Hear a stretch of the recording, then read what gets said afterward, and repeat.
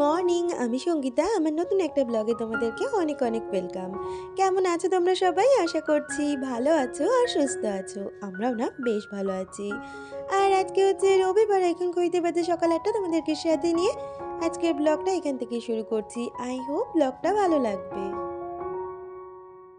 কয়েকদিন ধরে ঠান্ডাটা যে আবারও করে ঘুরিয়ে এসেছে, আর সেই জন্য না কোনো কাজবাজ করতে ইচ্ছা করছে না, মনে হচ্ছে চুপ করে বসে থাকি।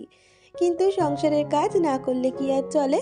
তবুও কালকের দিনটা কিন্তু আমি ওইভাবেই কাটিয়ে দিয়েছি, যার জন্য কালকে কোনো ভিডিও তোমাদের সাথে শেয়ার করতে পারিনি। তবে আজকে আবারও ফর্মে চলে এসেছি কাজগুলো গুছিয়ে নিতে। এখন ৮টা বাজে আর দিনটা একটু দেরি করেই শুরু করেছি। ৭টার সময় ঘুম থেকে উঠেছি। ইতিমধ্যে স্নান পুজো দুটোই হয়ে গেছে, আর এখন চা করে নিলাম। তার আগে হাজব্যান্ডের চা খাওয়া হয়ে গেছে, সেই জন্য ওই চায়ের বাটিটাতেই আবার চা বসিয়ে দুজনের জন্য চাটা করে নিলাম। আর এখন চাটা খেয়ে নেব। আর এখনো পর্যন্ত বাইরে রোদ ওঠেনি, শুধু চা খেতে খেতে মনে হচ্ছে কখন গিয়ে একটু রোদে বসবো। আর রোদে বসলেই শরীরটা মনে হয় ঝরঝরে হয়ে যায়, তবে একটু কিন্তু কুড়েমিও লেগে যায় কাজগুলো করতে। চা খেয়ে অনেকটা সময় কাটিয়ে দিয়েছি, ততক্ষণ ছেলেই বিছানায় শুয়েছিল। ওকে আর আজকে তাড়াতাড়ি করে ডাকিনি, কারণ বাইরে ভীষণ ঠান্ডা, আর তার মধ্যে স্কুলটা যেহেতু আজকে ছুটি আছে, তো ভাবলাম একটু দেরি করেই উঠুক, কারণ আবারও তো কালকে থেকে পুরনো রুটিনে চলে আসতে হবে।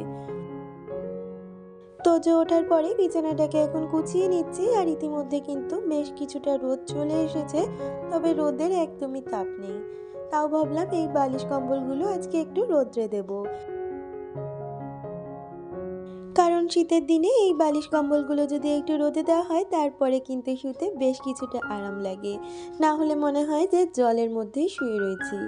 সেই কারণে যতটুকু রোদই থাকুক না কেন, তার মধ্যেই এগুলো গরম করে নিচ্ছি।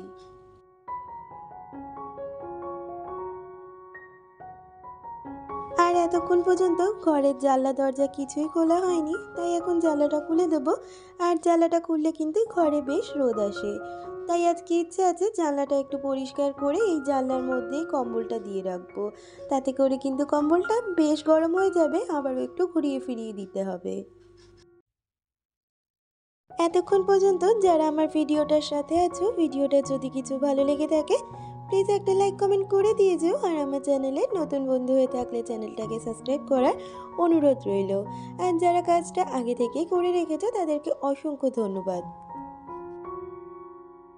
আমাকে সিম্পল দীপা থেকে দীপা কমেন্ট করেছিল, সে জানতে চেয়েছে আমার মনিটাইজেশনের কোনো মেল এসছে কিনা। তো দীপা, তোমাকে আমি বলতে চাই, আমি কিন্তু হাফ যখন মনিটাইজেশন হয়, মানে 500 সাবস্ক্রাইবার আর 3000 ঘন্টা ওয়াচ টাইম, তখনই আমি মনিটাইজেশনের অ্যাপ্লাই করেছিলাম। তখন থেকেই কিন্তু আমার চ্যানেলটার মধ্যে মনিটাইজেশন ইনেবল রয়েছে।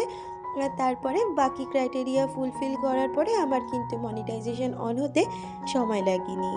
আমার কিন্তু প্রতিটা ভিডিওতে একটা থেকে দুটো অ্যাড দিয়েই থাকে,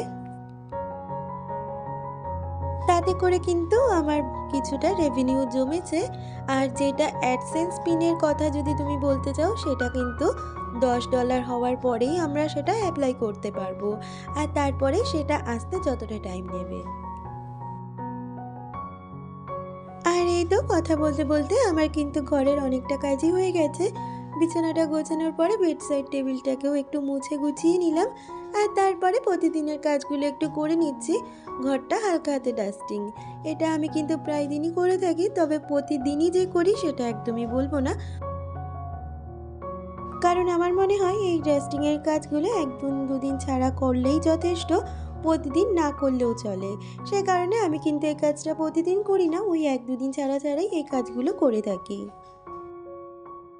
প্রতিদিন যে ডাস্টিংয়ের কাজ করতে হবে সেরকমভাবে কিন্তু কোনো ফার্নিচারের ওপর নোংরা পড়ে না। তবে হ্যাঁ, গরমের দিনগুলোতে প্রায় দিনই করি, তবে শীতের দিনগুলিতে তো জানলা দরজা বন্ধ থাকে, আর আমার বাড়িটা রাস্তা থেকে অনেকটাই ভিতরে, সে কারণে ধুলোবালির প্রবণতাটা একটু হলেও কম থাকে।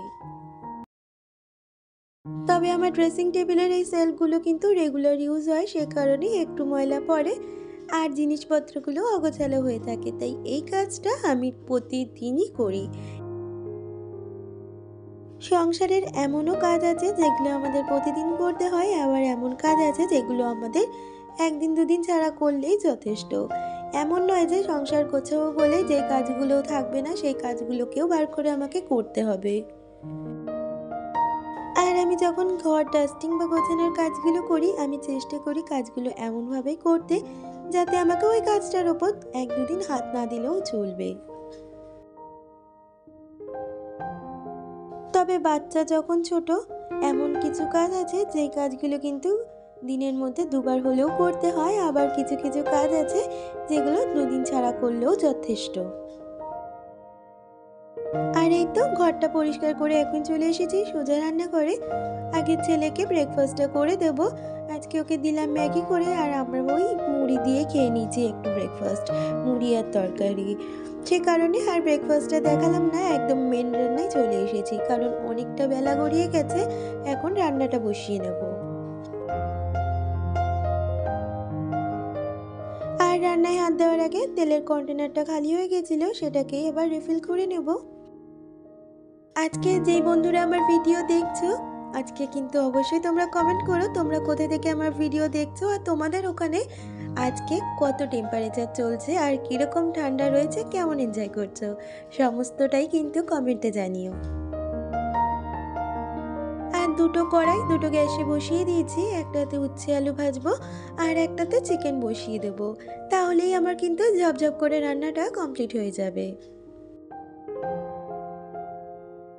চিকেনের জন্য আলুগুলোকে ভেজে নিলাম আর তারপরে পেঁয়াজটা ভেজে মশলা দিয়ে যেমনভাবে চিকেনটা কষিয়ে রান্না করি সেইভাবেই করে নেব। আমার বাড়িতে কিন্তু দ্বিতীয় কোনো বিকল্প মানুষ নেই যে আমি ওই দিকের ঘর গুছাবো আর সে আমার রান্নাবান্নাগুলো করে দেবে। আমাকেই কিন্তু সমস্ত রান্না থেকে শুরু করে ঘর গোছানো সমস্তটাই আমাকে একা হাতেই করতে হয়, আর আমি কিন্তু এগুলো খুব ভালোভাবে ম্যানেজও করে নিচ্ছি। আর ওদিকে মাংসটা কষাতে কষাতে আমি কিন্তু এইদিকে চালটা ধুয়ে ভিজিয়ে রাখবো কিছুক্ষণের জন্য। আর উচ্ছে আলু ভাজাটা হলে আমি কিন্তু ভাতটাও বসিয়ে দেবো। আসলে এই শীতের দিনগুলোতে যদি আমরা কাজগুলো পরপর গুছিয়ে করতে পারি তাহলে কিন্তু আমাদের সময়ের মধ্যে সমস্ত কাজই কমপ্লিট হয়ে যায়।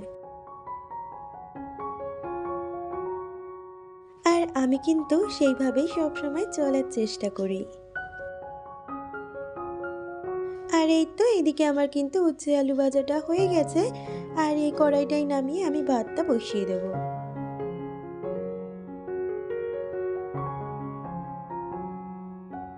আমি কিন্তু এক এক দিন এক এক রকমভাবে ভাত করে থাকি।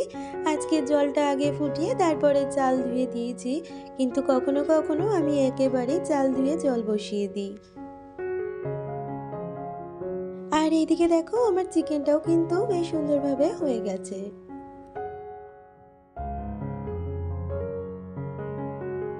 আর এখন প্রতিদিনের মতন রান্নাবান্না সেরে রান্নাঘরটা পরিষ্কার করে নেব। প্রথমে গ্যাস ওভেনটা পরিষ্কার করে নেব আর তারপর কাউন্টার টপটাও পরিষ্কার করে নেব। আসলে রান্নাঘর যদি পরিষ্কার না থাকে সত্যি বলতে রান্না করতেও ভালো লাগে না, আর রান্নার করতে মনও লাগে না। সে কারণে আমি চেষ্টা করি সব সময় রান্নাঘরকে পরিষ্কার রাখার, সেটা রান্নার পরেই হোক আর রান্নার আগেই হোক। আর আজকে তো জানলাটা প্রায় আমাকে আটকেই রান্না করতে হয়েছে কারণ প্রচণ্ড হাওয়া দিচ্ছিল আর গ্যাসটাও বারবার নিভে নিভে যাচ্ছিল। আবারও তোমাদের সাথে দেখা হচ্ছে ইভিনিং স্ন্যাক্সে, আর আজকে ছিল মুড়ি আর সিঙ্গারা।